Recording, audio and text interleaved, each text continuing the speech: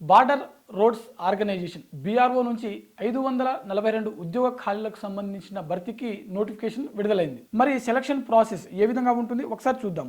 Selection process చూసినట్లయితే అభ్యర్థులకు మొదటగా రిటన్ టెస్ట్ అనేది నిర్వహించడం జరుగుతుంది. ఇందులో పాస్ అయినటువంటి అభ్యర్థులకు ఫిజికల్ ఎఫిషియన్సీ టెస్ట్, ఓకేనా. అభ్యర్థులు ఎవరైతే ఎగ్జామ్ క్వాలిఫై అవుతారో వారికి పీఈటీ ఎగ్జామ్ అనేది నిర్వహించడం జరుగుతుంది. అంటే ఫిజికల్ ఎఫిషియన్సీ టెస్ట్ ఏదైతే ఉందో అది నిర్వహించడం జరుగుతుంది. ఆ తర్వాత ఎవరైతే ఈ ఫిజికల్ స్టాండర్డ్ టెస్ట్లో క్వాలిఫై అవుతారో వారికి అభ్యర్థులకు ప్రత్యేకంగా ప్రాక్టికల్ అనేది నిర్వహించడం జరుగుతుంది. అంటే ఫర్ ఎగ్జాంపుల్ మెకానిక్ సంబంధించింది కావచ్చు, పెయింటింగ్ సంబంధించింది కావచ్చు, ఆ సంబంధిత రంగంలో అభ్యర్థులకు ప్రాక్టికల్ అనేది ఎగ్జామ్ అనేది పెట్టడం జరుగుతుంది. సో ప్రాక్టికల్ పాస్ అయినటువంటి అభ్యర్థులు ఎవరైతే ఉంటారో వీరికి మనకు మెడికల్ టెస్ట్ అనేది కండక్ట్ చేయడం జరుగుతుంది. ఎవరైతే ఈ మెడికల్ టెస్ట్, ఈ ప్రాక్టికల్స్ ఇవన్నీ కంప్లీట్ చేసుకున్నటువంటి అభ్యర్థులు ఉంటారో ఆ తర్వాత మెరిట్ ఆధారంగా మనకు మెరిట్ జాబితా అనేది రిలీజ్ చేయడం జరుగుతుంది. తుది ఎంపిక జాబితా అనేది ఫైనల్గా మనకు రిలీజ్ చేయడం జరుగుతుంది.